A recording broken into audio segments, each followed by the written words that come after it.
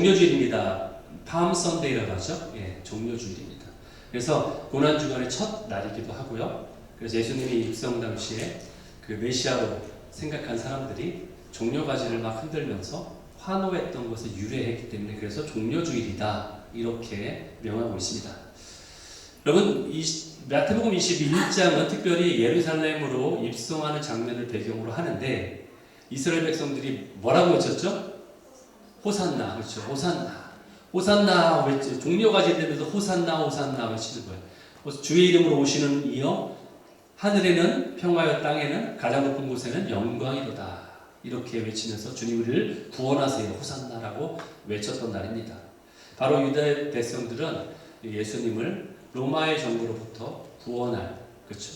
그러한 메시아로, 해방시킬 메시아로 알았지만 그러나 예수님은 정반대였죠.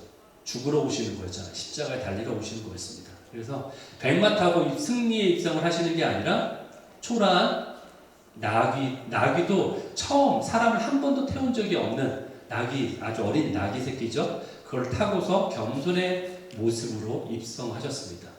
여러분, 백마 타고 입성하는 건 언제십니까? 그날이 없는 게 아니에요. 옵니다. 그날이 옵니다. 재림 때예요. 재림 때는 백마 타고 오시는 예수님의 모습이 분명히 계시록에 나와 있습니다. 백마 타고 그때 오시는데 그때 착각한 거죠. 예수님이 그때 모습이 바로 그때, 그러니까 재림의 모습인데 그것을 초림 때 그렇게 할 걸로 기대를 한 거죠. 그게 바로 종료주일이죠. 마태복음의 기록에 따르면은 예수님이 예루살렘에 입성하셨을 때 제일 먼저 하신 일이 뭐라고 기록되어 있는지 아십니까? 마태복음에 의하면은 바로 여러분이 오늘 읽었던 그 본문 말씀이에요. 예, 바로 성전에 들어오셔서 청소하신 것, 예, 성전을 청결케 하신 것, 그 일이 바로 제일 먼저 하신 일로 나와 있습니다. 이것이 상징하는 것을 무엇이라고 저는 생각하냐면은 우리 신앙의 출발점이라고 저는 생각해요. 신앙의 출발점. 예수님이 우리 인생 가운데 오셨습니다. 예루살렘에 오셨습니다.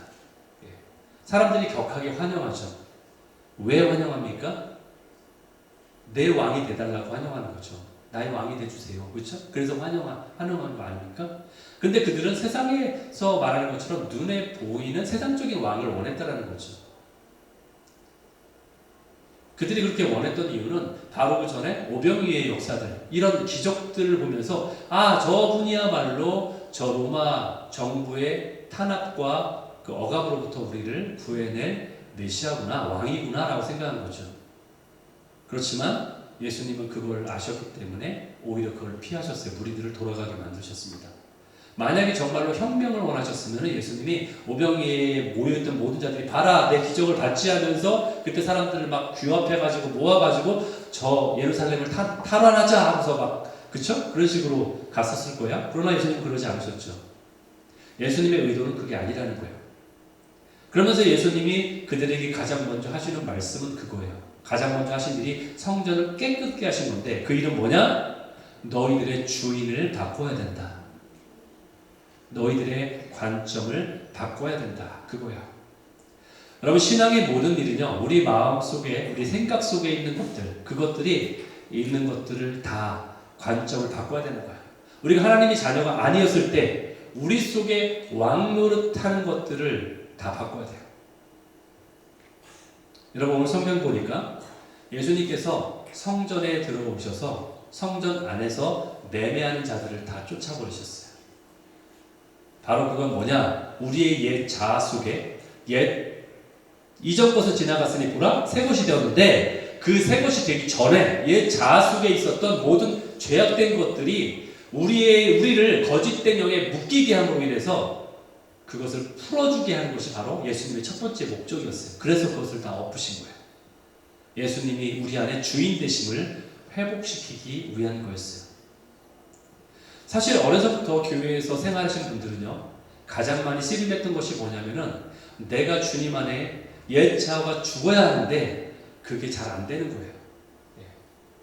분명히 알고 있죠. 우리 모두가 알고 있죠. 내 안에 옛 자아가 죽어야 되는 거 분명히 알고 있는데 그게 잘 되지 않는 거예요. 그러니까 우리가 어떤 찬양을 많이 합니까? 부서져야 하리, 깨져야 하리, 그쵸? 죽어야 하리 뭐 이런 찬양하죠? 예. 이런 찬양 많이 하잖아요. 부서지고 깨져야 되고 죽어야 되고 주님 날 죽여주세요. 깨지게 해주세요. 내가 부서졌어요. 이렇게 하는데 안 된다는 거죠. 안 되니까 자꾸 그런 찬양 하는 거잖아요. 그렇죠? 내가 그러고 싶은데 잘 되지 않는 거예요. 내 속에서 왕노릇하는 내 옛 자아를 묻고 있는 그 거짓된 영으로부터의 자유함이 아직 없다는 거예요. 그래서 내 삶에 예수님이 오셔야 된다는 거예요. 내 삶에 예수님이 주도권을 찾으셔야 된다는 거예요. 주님이 그래서 그것을 원하신다는 거예요. 내 안에 남김없이 그런 악한 영들의 존재들을 다 몰아내시길 원하신다는 거예요. 바로 예수님이 성전에 사신 일이 바로 그와 같은 일이에요. 내 안에 악한 영이 남아있는 만큼 우리는 고통 가운데 지낼 수밖에 없습니다. 사도 바울도 그 고통을 표현하고 있어요. 저 위대하게 보이는 사도 바울조차도 자기 안에 있는 악한 그 존재에 대한 그 고통을 호소하고 있어요. 로마서 7장 19절 내가 원하는 바 선은 내가 행하지 않고 분명히 내가 원하는데 내가 원하는 바 선은 행하지 않는 거 자기 모습을 봐도 도리어 원하지 않는 악을 내가 행하는도다. 사도 바울의 고백이에요. 이게 다른 사람 여러 옆에 있는 우리 성도님의 고백이 아니라 저 위대하다는 사도 바울의 고백입니다. 그러면서 20절에 뭐라고 합니까? 끝에 내 속에 죄가 거하기 때문이다 라고 얘기하잖아요. 그렇죠? 예, 이유를 얘기하잖아요. 21절에 보니까 내가 선을 행하기 원하는 나에게 악이 함께 존재하고 있다 내 안에. 여러분 예수님 믿는 순간 악이 나에게 없는 게 아니에요. 여전히 존재하고 있습니다. 제가 4가지 밭의 비유를 들었잖아요. 그렇죠? 보이지 않는 길가와 같은 영역이 있다고. 그리고 갈등하는 그 돌짝밭, 그런 또 가시떨기밭 같은 밭과 같은 존재가 있다라고 하는 거죠. 24절에 사도 바울이 오라 나는 곤고한 자다. 예. 나는 이렇게 곤고한 자입니다. 이 사망의 몸에서 누가 나를 건져내랴. 내 안에서 싸우고 있는 그 2가지 세력, 내 안에 실존하고 있는 그거에 대한 지금 호소를 하고 있는 거예요. 사도 바울이 그러고 있는 겁니다. 바로 옛 자아가 이 선한 것을 방해하고 있는 거예요. 그래서 내가 오히려 그것 때문에 죽게 되었다라고 고백하는 거예요. 그래서 하나님은 우리에게 찾아오십니다. 끊임없이 찾아오셔서 우리에게 뭐라고 하시냐면은 돌이켜라, 회개하라. 그래서 예수님이 전한 복음의 말씀이 침례 요한도 그렇게 전했지만 회개하라, 천국이 가까웠다. 그렇죠? 회개라는 것은 뭐예요? 돌이키는 거죠. 그 다음 천국이 가까웠다는 건 뭐예요? 주님의 복음의 말씀이죠. 하나님의 나라의 복음이잖아요. 그렇죠? 이 2가지를 전하는 거예요. 그래서 너희들이 돌이켜야 된다. 오늘날 그리스도인들 가운데 과연 우리 인생 가운데 주님을 내가 나의 구주로 모신 사람이라고 하지만 과연 우리의 생각과 마음 속에서 옛 자아에 속하 있는 거짓된 영을 몰아내기 위해서 노력하고 있으며 또한 그런 것에 대해서 자유함을 누리는 자가 과연 얼마나 될까 저는 궁금합니다. 그곳에서 자유로운 자가 없을 거예요. 사실 그렇죠. 왜냐하면 사도 바울도 그렇게 고백하고 있잖아요. 오라 나는 곤고한 자다. 겉으로는 말씀도 많이 듣고 또 좋은 예배도 많이 참석할 수도 있고요. 또 우리는 도덕적으로 고상함을 또 보여줄 수도 있어요. 겉으로는. 예. 그리고 또 주님을 위해 어떤 일을 많이 하고 성취를 이룰 수도 있어요. 교회 안에서 내가 뭔가를 많이 할 수도 있어요.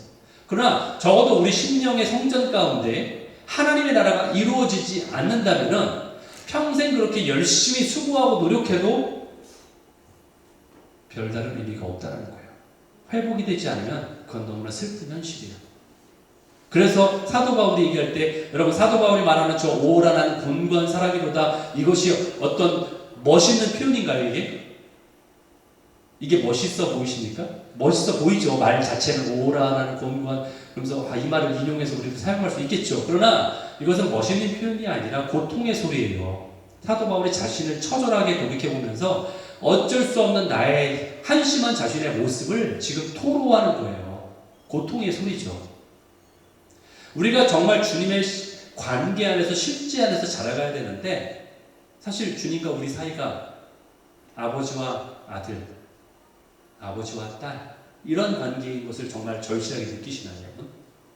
아니면 정말로 신랑과 신부라는 그 관계의 그 사랑이 느껴지시나요? 아니면 그분은 나의 친구야라는 것이 노래로만 찬양으로만 하는 게 아니라 정말로 느껴지시나요? 아니면 그분은 나의 목자시고 나는 그분의 양으로서의 그 보호하심이 친밀하게 느껴지시나요? 이런 관계들이 실제가 돼야 되는데 그냥 머리로 쓰면 성경에 이렇게 나와 있으니까 또는 목사님이 설교하시니까 그런가 보다라고 그냥 알고 있는 지식으로만 남아있는 관계라면은 그것은 문제라는 거예요.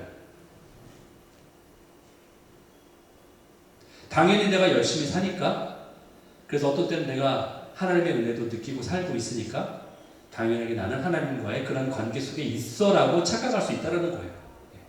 하지만 사실은 그게 아니라 하나님이 나를 끌고 가신 거예요. 그러니까 내 안에서 내 영이 나의 어떤 영적인 감각이 자라나서 성령님과 연합하고 그래서 하나님과 영으로 소통하는 그러한 심령의 성전이 회복되는 것이 먼저 있어야 된다는 거예요. 여러분, 심령의 성전이 회복된다는 얘기를 하니까 여러분들 생각에는 좀 이따 그 얘기가 나올 텐데 왜 지금 성전을 청소하신 거와 그 얘기를 연관시키나라고 여러분 생각할지 모르지만 잠시 뒤에 그걸 설명드리고요. 그래서 어쨌든 우리가 주님과 실질적인 관계 속에서 우리가 회복이 있지 않는 그 관계를 누리지 못한다면은 우리의 영적인 삶은 실제적이지 않다라는 거예요. 우리가 생각하는 것만큼. 주님은 우리에게 이 세 가지 관계를 원하세요. 세 가지 관계가 뭐냐? 주님은 나와의 개인적인 관계를 원하세요. 여러분 자녀에게 자녀가 여러 명 있을 경우에 용돈을 주면 야 이건 너한테만 주는 거야. 네 누구한테 얘기하지 마. 네 동생한테, 네 형한테 얘기하지 마. 이렇게 할 때 있잖아요, 그렇죠? 왜 그렇게 해요? 정말로 그 아이만 주는 건가요? 아니죠. 예. 그 아이와의 개인적인 신뢰를 쌓는 거잖아요, 부모가. 그렇죠? 그런 정말 사랑하는 일을 개인적으로 하는 마찬가지고 주님과의 관계 안에서도 나와 주님과의 개인적인 관계를 주님 원하신다는 거예요. 물론 이렇게 모여가지고 대중적으로 함께 주님 앞에 나갈 수도 있지만 그렇다고 해서 이 자리에 앉아있다고 해도 개인적으로 만나지 못하는 건 아니잖아요. 그렇죠? 개인적인 관계를 원하세요. 두 번째 관계는 뭐냐? 주님은 우리에게 실제적인 관계를 원하세요. 어떤 피상적이거나 어떤 형식적이거나 그런 관계가 아니라 실제적인 관계를 원하세요. 다른 나의 하나님이죠. 그걸 나의 하나님이라고 하죠. 내가 경험한 하나님을 원하신다는 거예요. 목사님이 하나님이 아니라 목사님이 저렇게 앞에서 얘기할 때 설교할 때 듣는 하나님이 아니라 누가 간증할 때 저 사람 저렇게 하나님 만났구나 저 사람이 하나님이 아니라 나의 하나님을 원하신다는 거예요. 실제적인 관계. 세 번째는 지속적인 관계를 원하세요. 어떤 한때만 번쩍하고 한때 부흥했다만 반짝하는 그런 신앙이 아니라 끊임없이 포기하지 않고 주님과 지속적인 관계를 원하신다는 거예요. 이 세 가지를 잊지 말아야 돼요. 개인적인, 실제적인, 지속적인 관계를 원하세요. 주님은. 이것을 우리에게 말씀하세요. 이런 것이 참 진리인데 이런 걸 깨닫기 전까지는 저도 그랬어요. 신앙생활 그냥 열심히 하면 된다고 생각했어요. 신앙생활 열심히 하면 됐지. 모범적이잖아요. 열심히 하면 어느 누가 정말 교회 안에서 모범적으로 열심히 하면은 인정도 받잖아요. 그렇죠? 사람들이 박수도 치고 인정도 받습니다. 열심히 저 사람 정말 신앙이 뛰어나라고 인정도 받을 수 있고 박수도 받을 수 있어요. 특별히 저는 목회자이기 때문에 서적도 많이 보겠죠, 그렇죠? 신앙서적도 많이 보고 뭐 신앙서적 많이 볼 테고 사람들한테 가르치는 입장이니까 연구도 많이 하겠죠. 근데 문제는 뭐냐면은 그 안에 있는 내용들 내가 연구하고 내가 공부하고 내가 열심히 따르는 그 내용들은 좋은데 그게 정말 나와 무슨 상관이 있냐는 거예요. 그게 주님과의 관계에 어떤 영향을 끼치냐는 거죠. 리차드 포스터 아세요? 예, 모르실 수도 있어요. 리차드 포스터는 영성가세요. 책을 많이 쓰셨어요.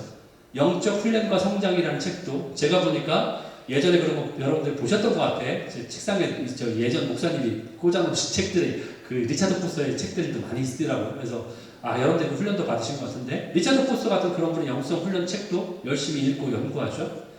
저 같은 경우는 그런 것도 많이 봤고요. 급성장 교회인 세들백 처치, LA 보면 세들백 처치 유명합니다. 리 워렌 목사님. 누군지 잘 모르시죠? 목적이 이끄는 삶 하면 아시겠죠? 네, 목적이 이끄는 삶의 저자예요. 그 목적이 이끄는 삶이나 이런 것들도 공부도 열심히 합니다. 빌 하이베스 목사님, 예전에 초대형 교회, 지금도 크긴 한데 윌로우 크릭 처치라고 있습니다. 시카고 쪽에 있는데 거기서 이른바 열린 예배라는 게 또 유행했어요. 그래가지고 열린 예배 같은 것도 열심히 벤치마킹 합니다. 예. 평신도로 깨운다. 누가 지으신 거예요? 옥하는 목사님. 사랑의 교회 제자 훈련에 열심이신 특심이신 옥하는 목사님의 그 제자 훈련도 제가 열심히 따라했어요. 10년 넘게 했습니다. 그것도. 근데 결국 이 모든 것들, 영적이라는 것들, 뭐 이런 영성가 또는 뭐 어떤 큰 교회들 벤치마킹하고 이런 것들 따라하고 열심히 노력했는데 깨닫게 되는 건 뭐냐? 이러한 프로그램이나 이러한 커리큘럼이나 이런 것들이 사람을 바꾸는 게 아니라는 걸 깨달았어요. 나쁘다는 게 아니에요. 제 얘기는. 도움은 어느 정도 줄 수는 있습니다. 약간의 도움은 될 수 있어요. 그러나 그 자체가 우리를 변화시키는 게 아니라는 거예요. 그 자체가 우리를 성장시키는 근원적인 것은 아니라는 거예요. 그것을 깨달아야 돼요. 그러면서 제가 7년의 시간 동안 캔사스시티의 기도집에 있으면서 가장 근본적인, 가장 본질적인 예배와 기도를 통해서 하나님의 인격적인 만남을 통해서 그때서야 비로소 제가 영성이 뭔가를 깨달았어요. 그때서야 비로소. 그 전에 아무리 제가 몇십 년 동안을 영성이 뭔가 도대체 이 사람들 뭐 영성이라는 책도 보고 어떻게 하면 영성을 길러주는지 간증책도 보고 신학서적도 보고 연구도 하고 했는데 몰랐던 것을 정작 하나님을 만나니까 알겠더라니까요. 그게 영성이 뭔지. 여러분 세상에서 말하는 영성이라는 건 어떤 신학적인 내용이 아니에요. 절대로. 어떤 체계가 아닙니다. 그건. 여러분이 실제적인 아까 말한 개인적이고 실제적이고 지속적인 만남을 통해서 여러분이 깨닫게 되면 그게 영성인 거예요. 어떤 특정 사람들이 누리는 어떤 그런 어떤 특정층만 누릴 수 있는 그런 게 아니에요, 여러분. 영성이라는. 그래서 여러분 그 책들을 솔직히 말하면 사다 볼 필요가 없을 수도 있어요. 어떤 면에서는. 그걸 우러러보지 마세요, 여러분. 정말로 중요한 거는 주님을 만나는 게 중요한 거예요, 여러분들. 그것이 되면요, 여러분들 안에서 뚫립니다. 주님과 관계하면서 그게 뭔지 깨닫게 돼요. 그 수준으로 보게 돼요. 그게 영의 눈이 열리는 거예요. 그래서 주님이 그걸 열어주시기 위해서 우리 가운데 제일 처음에 오셔서 하실 일이 정말 필요한데 그게 뭐냐? 주님의 성전을 깨끗게 하는 거예요. 우리의 마음의 심령의 성전을 깨끗게 하는 게 바로 주님이 하실 첫 번째 일이에요. 그래서 그게. 왜? 그게 가장 중요하니까. 그게 안 되면은 내 안에 옛 자아 속에 있는 어둠의 세력이 그걸 방해하기 때문에 아무리 내가 열심히 하고 교회 아무리 출석 많이 하고 아무리 헌금 많이 하고 아무리 뭔가를 신학서적을 많이 봐도 안 뚫리는 거예요. 그게 해결이 안 되는 거예요. 그게. 그거는 만약에 여러분이 열심으로 해결된다면 그거는 그냥 신학교 가시면 돼요. 왜냐하면 신학교는 지적인 걸 추구하는 데지 그게 여러분의 어떤 신앙을 성장시키는 곳은 아닙니다. 그것이. 교회는 그런 곳이에요. 내 안에 왕이 되신 주님이 내 안에 왕으로 머무시는 그만큼만 우리는 주님을 알 수 있어요. 우리에게 열려지는 그만큼 우리는 주님을 이해할 수 있어요. 만약에 우리 안에 이만큼 열려있다? 그럼 이만큼만 이해하는 거예요. 주님이 우리 안에 있는 것들을 거짓된 것을 제거하셔서 이만큼 더 열린다? 그러면 그만큼 더 주님을 알 수 있는 거예요. 그래서 뭐라고 해요? 예배자는 예배하는 것은 우리가 아는 만큼 예배할 수 있다라고 제가 몇 번이나 말씀드렸잖아요. 아는 만큼 예배할 수 있다. 무엇을 아는 만큼? 하나님을 아는 만큼. 왜? 하나님이 찬양의 대상이니까. 내가 하나님을 어떻게 찬양해야 되는지 그분이 어떤 분인지 내가 아는 만큼 찬양할 수 있는 거죠. 내가 하나님을 모르는데 뭘 찬양하겠어요? 와가지고 하나님 그냥 박수치면서 하나님 찬양이란 말만 했다고 언어만 사용했다고 찬양하는 게 아닙니다. 내가 하나님이 어떠한 존재인지 어떠한 성품인지 그분의 위대하심이 어떤 건지를 아는 만큼 내가 그분을 높여드릴 수 있는 거예요. 그렇기 때문에 내 안에 아는 만큼 주님을 찬양할 수 있는 거예요. 그래서 주님이 말씀하는 거예요. 무엇이 회복되어야 되는가? 주님의 집이 회복되어야 된다. 왜? 기도의 집이니까. 예수님이 말씀하셨잖아요. 너희가 만민이 기도하는 집을 강도의 소굴로 만들었다. 기도하는 집이니까. 이곳이 기도하는 집이잖아요. 어디가? 여기가 기도하는 집이잖아요. 내 심령의 성전이.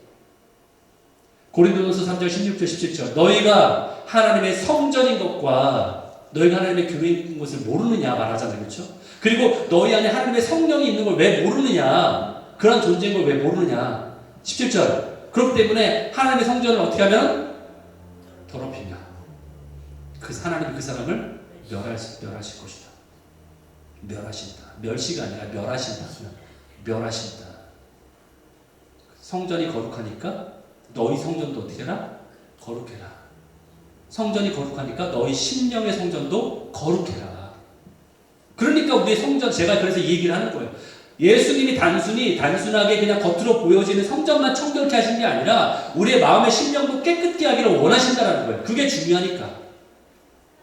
마태복음 21장 13절 기록된 바 내 집은 기도하는 집이라 분명히 말씀하시죠.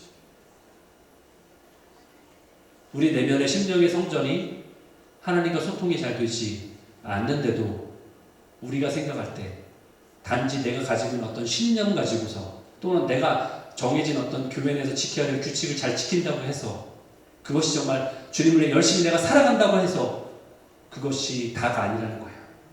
만약 그렇게 생각하고 있다면 그건 착각이에요. 그것은 망상이에요. 망상은 한국에 있는 해석적 이름이에요. 그렇죠? 예. 그러니까 그걸 착각하시면 안 돼요. 그것을 뭐라고 하느냐? 자기의라고 불러요. 자기의. 자기의는 뭐예요? 내 자기의란 의는 의인데 의라는 거 좋은 거라고 생각하잖아요. 근데 자기의라는 거, 자기의는 뭐냐? 내가 기준이라는 얘기예요. 내가 생각하고 내가 옳다고 여겨지는 내 기준의 의라는 거죠. 내 기준의 의를 내세우면은 결국 교회에서는 싸움밖에 없어요. 왜? 여기 앉아있는 수만큼 자기 의가 다 있을 거예요. 각자가 가지고 계신 의가 다 있잖아요. 그렇죠? 내가 생각할 때 옳다고 생각하는 기준이 다 있으시잖아요. 어느 누가 지려고 합니까? 어른이신데 다들. 그렇죠? 나이도 드셨는데. 그게 다 부딪히면 싸움밖에 없어요. 거기는.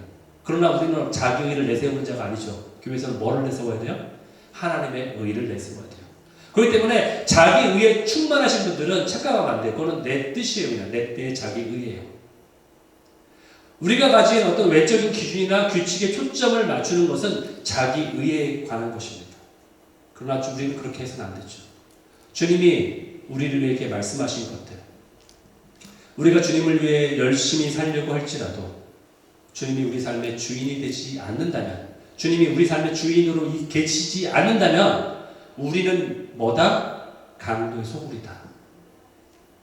죄송하지만 똑같은 거예요. 눈에 보이지 않지만 다른 사람도 인식할 수 없지만 우리는 여전히 강도의 소굴이 되는 거예요. 내 의가 내 안에 가득하면요, 그거는 그냥 강도의 소굴이에요. 주님이 그렇게 말씀하시는 거예요, 여러분.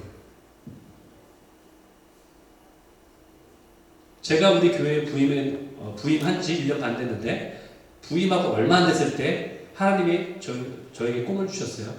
예.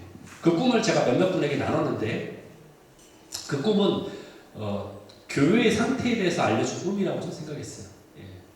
그 당시에 제가 몇몇 분에게 나눴는데 누구에게 나눴는지 제가 기억이 안 나요. 그래서 오늘 다시 나누겠습니다. 혹시라도 다시 듣는 분이 계시다면 처음 듣는 표정을 지어주시면 좋겠습니다. 예. 예. 꿈에 제가 제 집에 당도를 했어요. 꿈이에요. 꿈에 제가 내 집에 왔구나 하고 집에 온 거예요. 근데 집의 구조가 일반 집이 아니에요. 우리 교회처럼 안에 저 긴 복도가 있고 양쪽으로 막 방들이 있는 집이었어요. 그래서 딱 직감적으로 꿈속에서라도 느껴졌어요. 이거 내 개인 집을 얘기하는 게 아니구나라는 게 딱 느껴졌어요. 근데 어쨌든 제가 딱 도착을 하니까 막 숨어있던 도둑들이 막 뛰쳐나오는 게 보이는 거예요. 막 도망가네요. 주인이 왔구나 하면서 막 뛰쳐나가는 거예요. 예. 그래서 제가 속으로 꿈에 도둑들이 참 많이도 숨어 있었구나. 도둑들이 참 많이 들어있었네 라고 생각했어요. 그런데 여전히 그 안에 숨어있는 도둑들이 있다라는 것이 직감되는 거예요. 여전히 숨어있는 게 있다라는 게 느껴졌어요. 제가 당시 꿨던 꿈이에요. 이걸 혹시 들은 분들 계실 수 있는데 제가 기억으로는 당시 새벽기도에 나왔던 몇몇 분들에게 같이 끝나고 나서 새벽기도 끝난 다음에 이렇게 티타임 하면서 나눴던 것 같아요. 네. 여러분 제가 꿈도 그렇지만 여러분 주님을 내 삶의 주인으로 모시지 않는 자는요 내 심령의 성전 안에 도둑이 숨어 있는 거예요.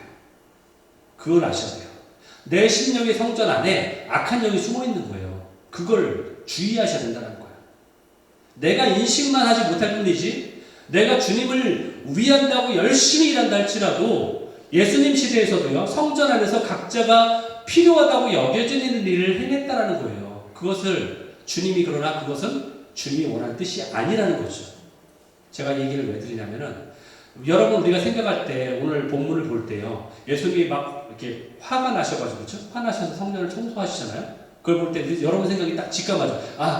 잘못된 거구나. 딱 알 수 있죠, 그렇죠? 예수님 화내시는 거 보니까 잘못된 일이 맞구나 얘네들이 하는 짓이 이렇게 생각하는 거죠.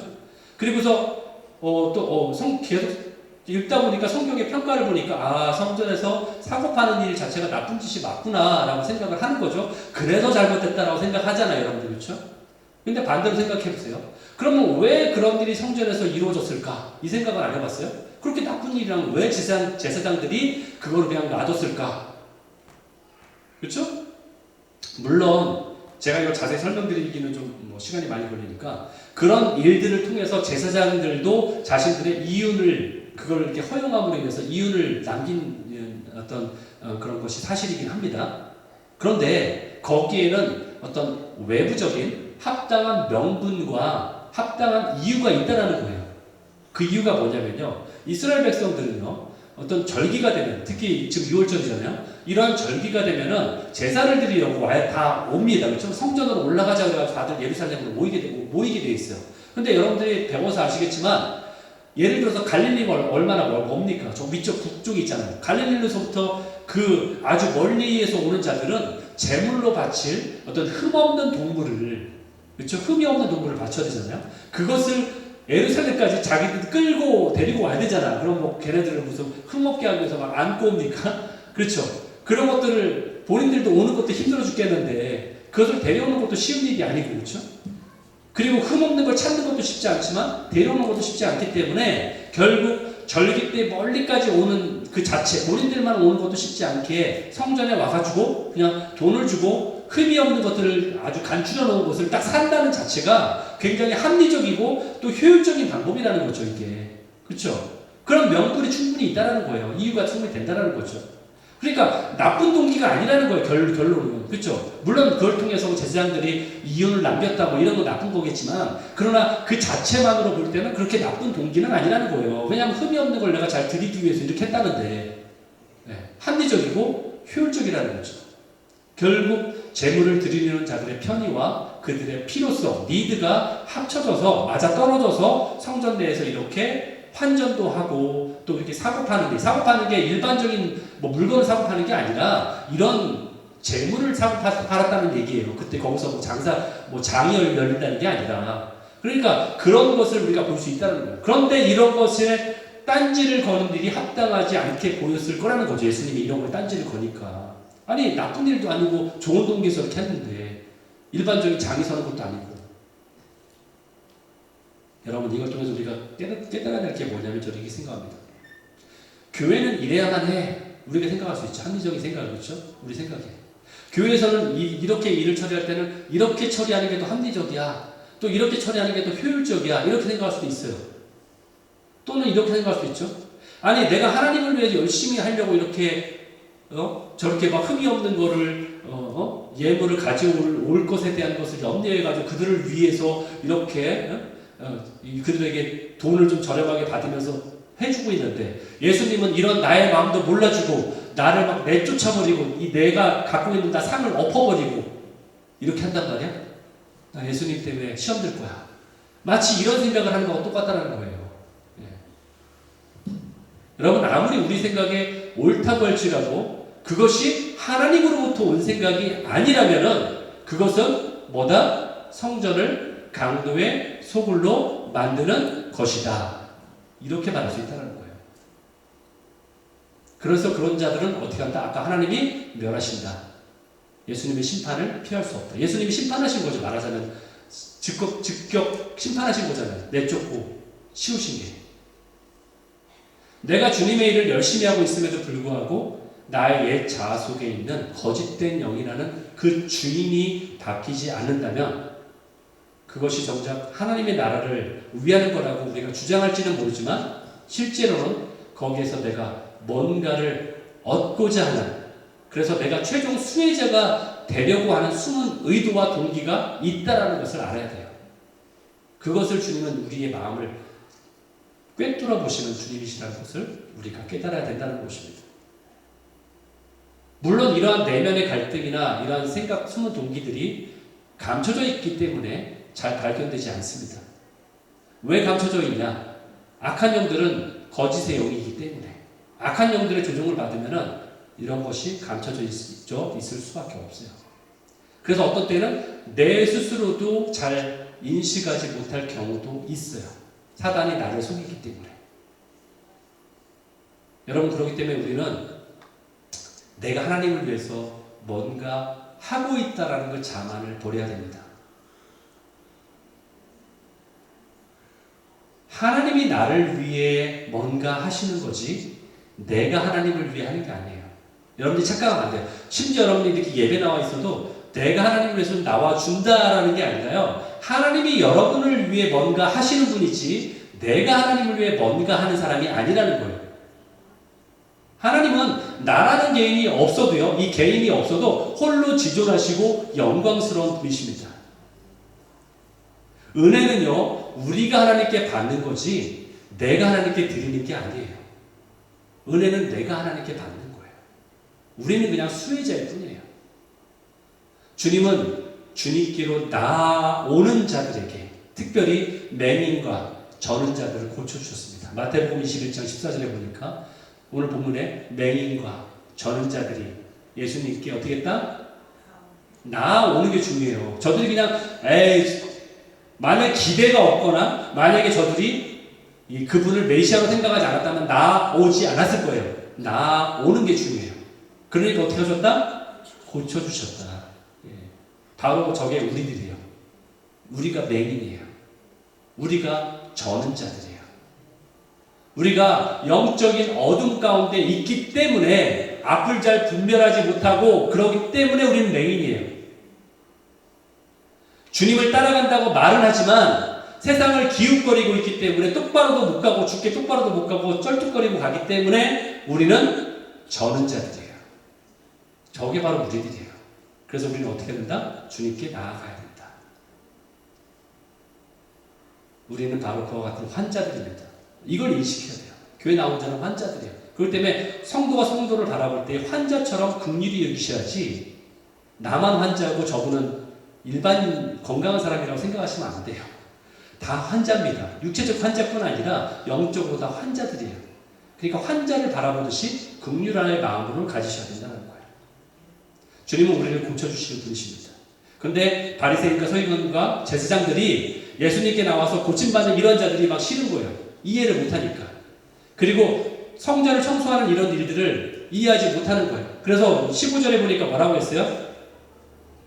예수께서 하시는 이상한 일이라고 평가하는 거예요. 여러분 예수님 하신 일을 아직도 이상하게 보이세요? 여러분들이? 왜 예수님이 갑자기 왜 저러시나? 왜 성전에서 왜 갑자기 저런 일을 하시나? 이상한 일처럼 보는 거예요. 왜냐하면 그들은 영적으로 이걸 이해하지 못하기 때문에, 무지하기 때문에 그런 거예요. 그러므로 우리는 우리 심령 안에, 성전 안에 하나님과의 관계가 회복이 되는 것이 가장 중요한 겁니다. 그것이 가장 중요해요. 여러분, 외적인 기준으로 살아갔던 자들이 바로 바리새인들이에요. 그렇죠? 자신들이 어떤 규칙을 정해놓고 그것을 지키면 나는 신앙생활 열심히 하고 있다고 착각하는 게 바로 바리새인들이었어요. 그런데 저는 그나마 그들은 좀 봐줄 수 있다고 생각이 들어요. 왜 그런지 아세요? 예수님이 막 나타나신 거잖아요. 그때 정신을 못 차릴 수 있잖아요. 어떤 때는 사람이. 그렇죠? 혼란스러울 수 있잖아요. 그러니까 니고데모가 어떻게 반응해요? 예수님은 분명히 너희가 거듭나야 돼 이렇게 얘기하니까 아 주님 그러면 거듭나야 되면 제가 엄마 뱃속에 다시 들어가야 됩니까? 이렇게 물어보잖아요.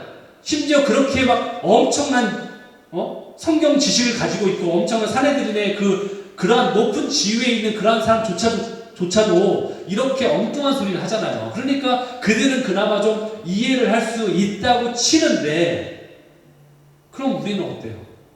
우리는 핑계 댈 수가 없어요. 왜? 성경에 이미 다 나와 있잖아요. 그들이 잘못된 점이 왜 잘못됐는지 우리 보고 있잖아요.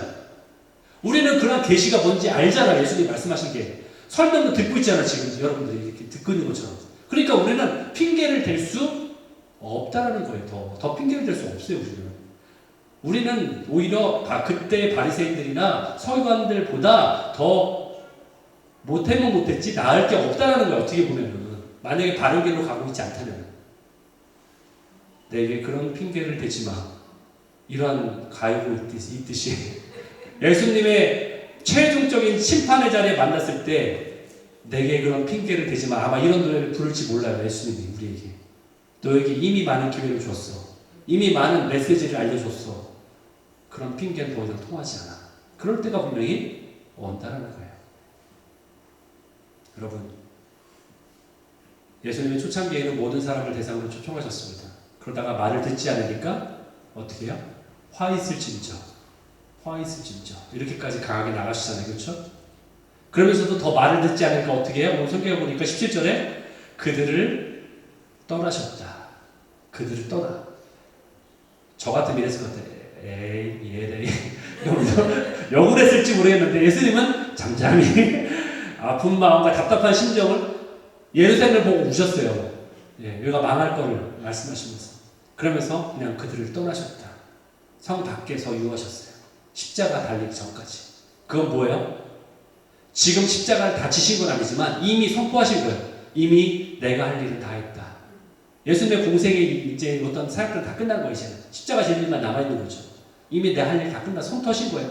내가 너희들에게 도저히 말해도 너희들이 못 알아쳐먹으니까 귀 있는 자는 들을지어다. 내가 이렇게 누누이 말했는데도 못 알아들으니까 화 있을진저라고 말씀하시면서 나 할 일은 다 했다. It's your turn. 이제 네 차례야. 어떻게 할지 네가 정해. 이거예요. 만약 오늘 우리 삶 가운데도요. 내 생각과 내 생각 관념 가운데 오로지 나의 생각과 관념만 가득 차 있다면 우리는 바리새인이나 서기관처럼 예수님을 외면하고 문 밖에 세워놓은 자와 똑같은 거예요. 그럼에도 불구하고 예수님은 우리를 두드리시죠. 그리고 어떤 자들은 분명히 음성을 듣고 문을 열어주는 사람이 분명히 있을 거예요. 그럼에도 불구하고 그렇죠? 주님의 음성에 반응한 사람이 분명히 있어요. 그럼 주님은 내가 그와 더불어 먹고 그는 나와 더불어 먹으리라 말씀하신 요한계시록 3장 20절에 그 하나님의 나라를 풍성히 누리게 될 거예요. 주님은 포기하지 않으세요. 계속 우리를 찾고 계세요. 여러분 이 시간에 주님 앞에 우리가 이렇게 고백했으면 좋겠습니다. 마지막으로 이렇게 고백했으면 좋겠어요. 주님, 내 마음과 내 생각 가운데 찾아오셔서 주인이 되십시오. 내 안에 오셔서 왕이 되어 주십시오. 이러한 고백이 있었으면 좋겠어요. 주님, 내 심령의 성전을 깨끗게 하십시오. 정결케 하십시오. 그래서 도둑의 소굴이 만약에 내 안에 있다면 다 몰아내 주십시오. 주님이 깨끗게 하시고 몰아내 주십시오. 그때서야 비로소 여러분의 영의 눈이 떠져서 주님을 올바로 바라볼 수 있게 돼요. 그때서야 비로소 주님의 개인적이고 실제적이고 지속적인 그런 관계 가운데 들어가게 될 거예요. 이러한 거룩함과 의로움과 온전함과 선함에 거하시는 저 여러분 되시기를 예수 그리스도의 이름으로 축원합니다. 아멘.